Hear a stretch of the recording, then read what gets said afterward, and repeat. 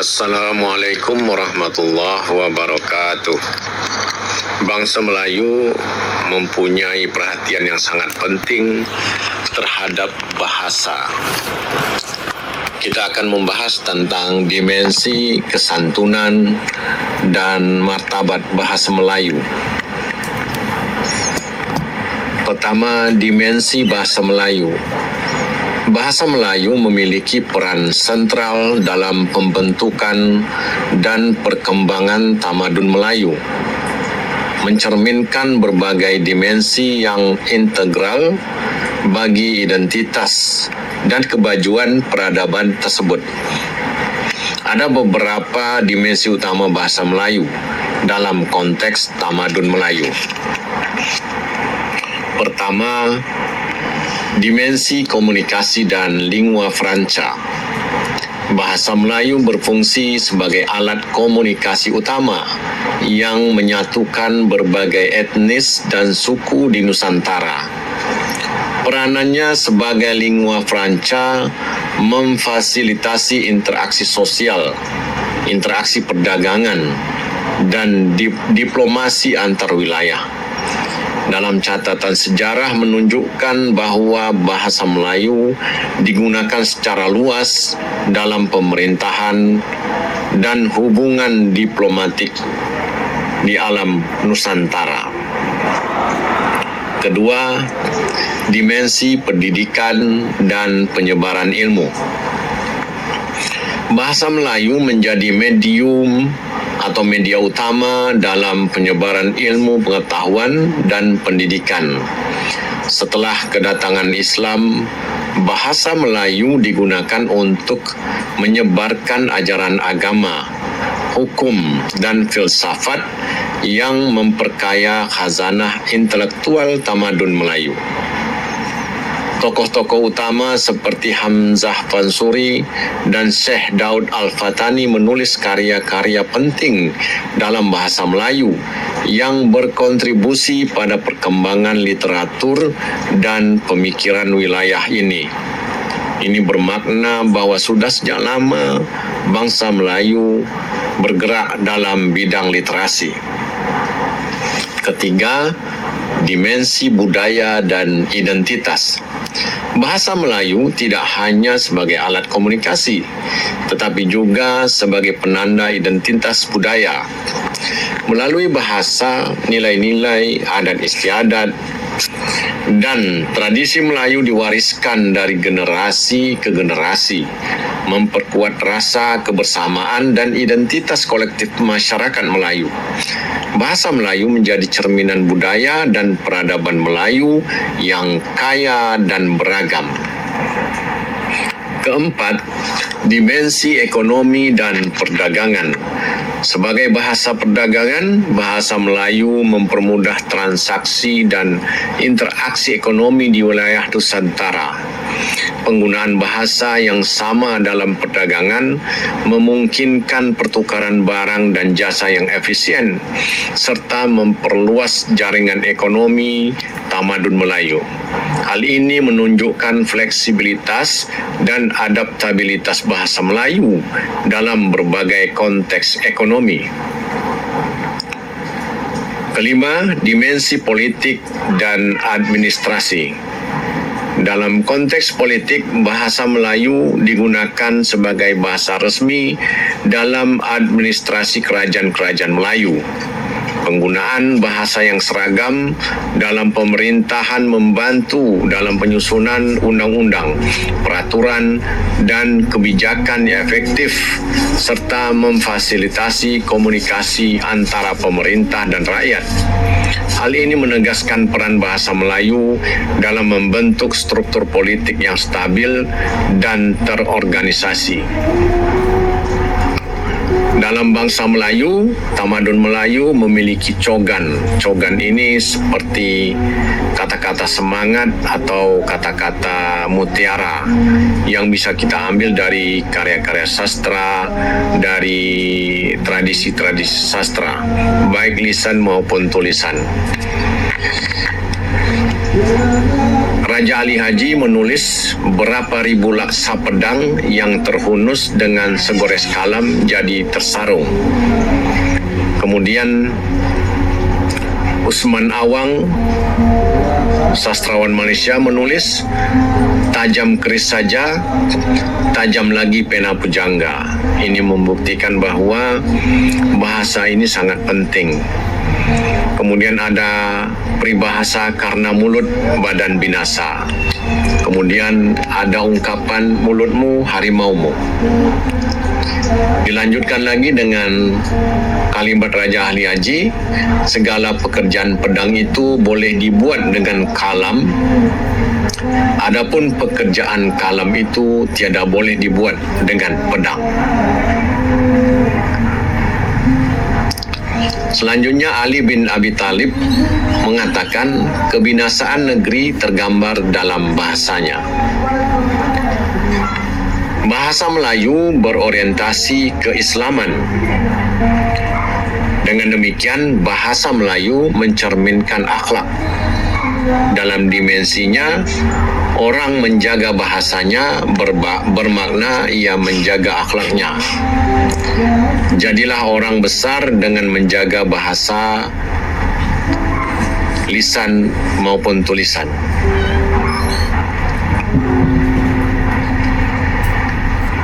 Bagi bangsa Melayu, di suatu sekolah, pelajaran bahasa terintegrasi dengan pelajaran akhlak atau budi pekerti.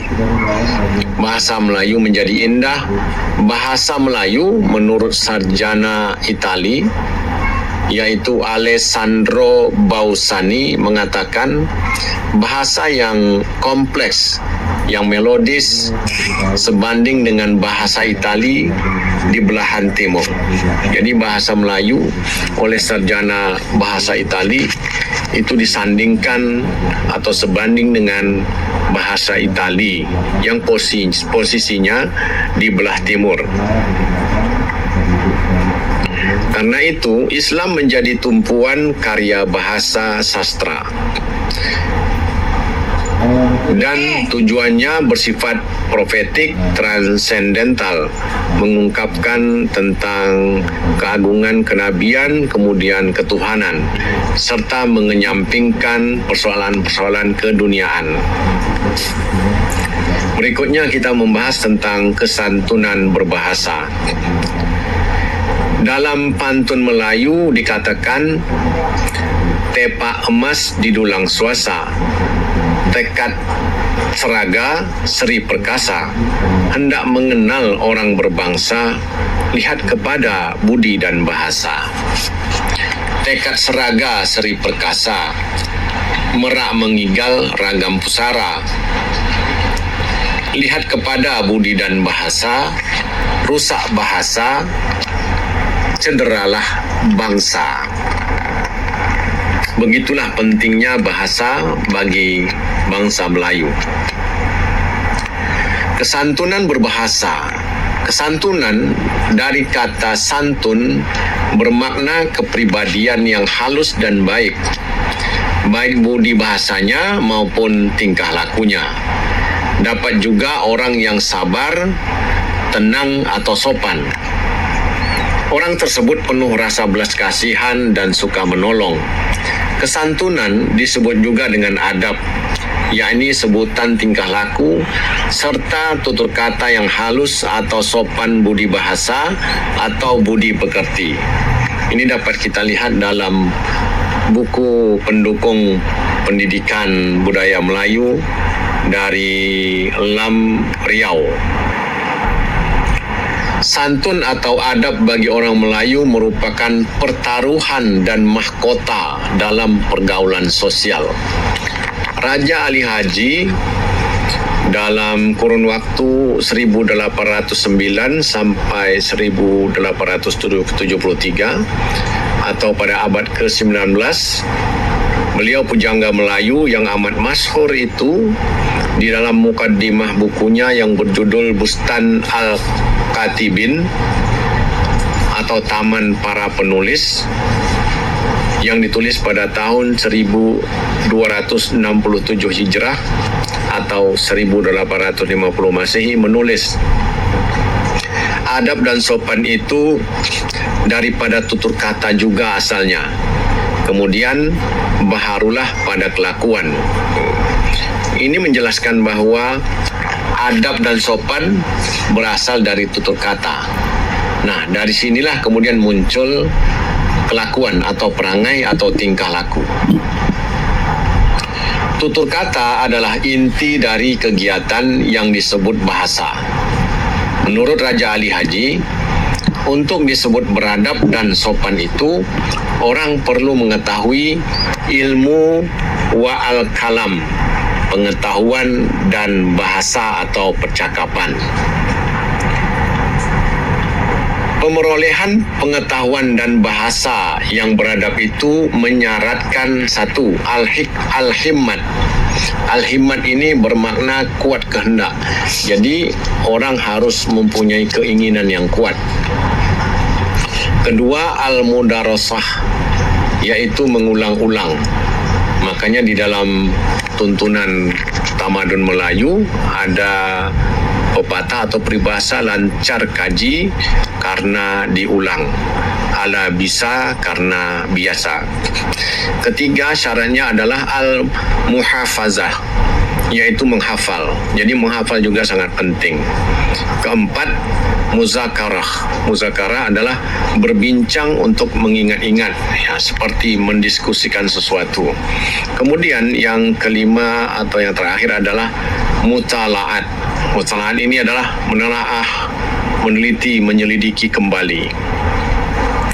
Kesantunan berbahasa itu dengan demikian adalah kegiatan yang mengarus dari otak, dipertimbangkan dengan hati, diucapkan dengan lidah.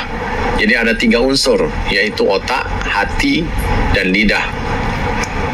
Pikiran, perasaan, dan ucapan.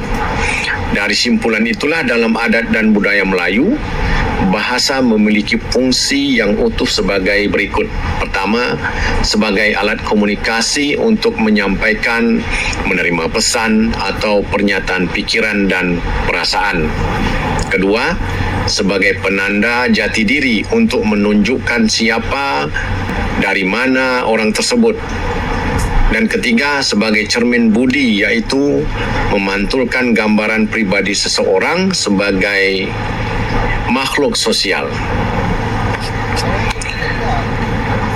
Dari bagaimana bahasanya, orang dapat menentukan di mana posisi penutur bahasa tersebut dalam ranah etika. Kaitan erat bahasa dengan etika dalam adat dan tamadun Melayu menyebabkan berbahasa menyatu dengan persoalan harkat, martabat, dan maruah seseorang di tengah-tengah kelompok, kaum, atau bangsanya. Budayawan Riau, Tenas Effendi, yang merupakan budayawan terkemuka dalam tamadun Melayu kontemporer, menulis kait kelindan budaya Melayu dengan kesantunan. Apa kata beliau? Berbuah kayu rindang daunnya, bertuah Melayu terbilang santunnya. Elok kayu karena daunnya, elok Melayu karena santunnya. Nah, dari tindakan kebahasaannya, seseorang dapat ditentukan apakah ia tergolong orang yang santun atau tidak. Tindakan kebahasaan yang dikatakan santun itu antara lain meliputi satu, bercakap. Nah, bercakap ini merupakan adat bercakap mengandung adab. Kemudian berbual. Adat berbual mengandung akal. Ketiga, berbicara. Adat berbicara berkira-kira. Kemudian berbisik. Adat berbisik berbaik-baik. Adat berujar. Yang berikutnya berujar. Adat berujar bertunjuk ajar. Kemudian bertutur. Adat bertutur menuruti alur. Dan berbincang. Adat berbincang menuruti undang. Ini juga menurut Tenas Effendi. Jadi di dalam berbahasa itu mengandung adab, mengandung sopan, mengandung tunjuk ajar, mengandung unsur-unsur kebaikan. Tindakan berbahasa yang santun juga mencakup kemampuan memilih kata atau diksi, ketepatan bahasa dengan pikiran dan perasaan yang mau dikemukakan, dan kearifan merangkai kata. Tanda orang bijaksana tahu memilih merangkai kata. Tanda orang terpuji, bahasanya tepat, pahamnya tinggi. Tanda orang yang terbilang, bahasanya elok, maknanya terang. Tanda orang berpikiran luas, bahasanya teratur, maknanya jelas. Apa tanda orang bertuah? Budinya halus, bahasanya indah. Inilah merupakan tanda-tanda atau boleh dikatakan kriteria tentang pemilihan kata-kata dalam berbahasa. Selanjutnya, dalam adat dan tamadun Melayu, pemakaian bahasa dibedakan dalam 3 kelompok. Pertama, bahasa mendaki. Bahasa mendaki ini digunakan oleh orang muda terhadap orang yang lebih tua atau orang yang lebih rendah kedudukannya terhadap orang yang lebih tinggi kedudukannya. Contohnya dari generasi muda kepada orang tuanya atau kepada orang tua di masyarakat. Kedua, bahasa mendatar, yaitu digunakan antara sesama sebaya atau yang berkedudukan setara atau teman. Dan yang ketiga adalah bahasa menurun. Bahasa menurun digunakan oleh orang yang lebih tua atau lebih tinggi kedudukannya terhadap yang lebih muda atau lebih rendah kedudukannya. Poin ketiga ini kebalikan dari poin pertama. Berkenaan dengan itu, dalam tunjuk ajar Melayu yang ditulis oleh budayawan termasyhur Tenas Effendi menulis yang disebut adat berbahasa, tahu alur dengan patutnya, tahu memilih kata mendaki, tahu memakai kata mendatar, tahu menyimak kata menurun, supaya aib tidak tersimbah, supaya malu tidak terdedah. Apa tanda orang berbangsa, bercakap tahu berbudi bahasa, berkata arif dalam berbahasa, bertutur bijak berkata-kata.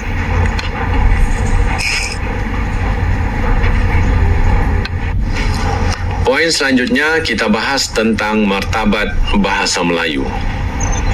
Martabat berkaitan dengan maruah, yaitu harga diri sesuatu. Bisa harga diri seseorang, bisa juga harga diri bahasa atau yang lain. Martabat bahasa Melayu bermakna maruah atau harga diri bahasa Melayu. Martabat bahasa menurut R. Kunjana Rahardi adalah tinggi rendahnya derajat bahasa dari kacamata pemakainya. Jadi, martabat bahasa Melayu adalah tinggi rendahnya derajat bahasa Melayu oleh para pemakainya. Martabat perkembangan keindahan bahasa Melayu bermula di Kerajaan Melaka, bahkan hingga kekuasaan Portugis. Kemudian perniagaan bangsa Portugis ke alam tamadun Melayu akan berhasil jika mereka mempelajari bahasa Melayu. Karena itu tidak heran bahwa ketika itu bangsa Portugis, pembesar Portugis memang menguasai bahasa Melayu. Bangsa ini menyebut bahasa Melayu ketika itu sebagai bahasa Latin dari timur. Begitulah tingginya martabat bahasa Melayu. Nah, bahasa Latin merupakan bahasa tertua yang sangat banyak digunakan dalam istilah-istilah sains untuk kepentingan pendidikan agama dan perniagaan. Dan bahasa Melayu disandingkan dengan bahasa Latin. Ahli bahasa Belanda bernama Jan Huygens van Linschoten menyatakan bahasa Melayu telah sedemikian masyhurnya di kawasan ini. Maknanya di kawasan-kawasan Nusantara ketika kerajaan Melayu masih berdiri. Lebih dari itu, bahasa Melayu telah dianggap sebagai bahasa yang sehormat-hormatnya dan sebaik-baiknya dari segala bahasa di Timur. Bahkan ahli ini menyejajarkan maruah bahasa Melayu sejajar dengan bahasa Perancis ketika itu. Jadi ada 3 pensejajaran bahasa Melayu. Yang pertama sejajar dengan bahasa Itali, yang kedua sejajar dengan bahasa Latin, dan yang ketiga sejajar dengan bahasa Perancis. Hal ini diungkapkannya pada akhir abad ke-16 setelah berkunjung ke wilayah Nusantara. Selanjutnya, Lynn Cotton mengatakan setiap orang yang ingin ikut serta dalam kehidupan antarbangsa di kawasan itu mutlak perlu mengetahui bahasa Melayu. Berdasarkan pendapat tersebut, maka bahasa Melayu menjadi syarat mutlak dalam perhubungan baik nasional maupun internasional.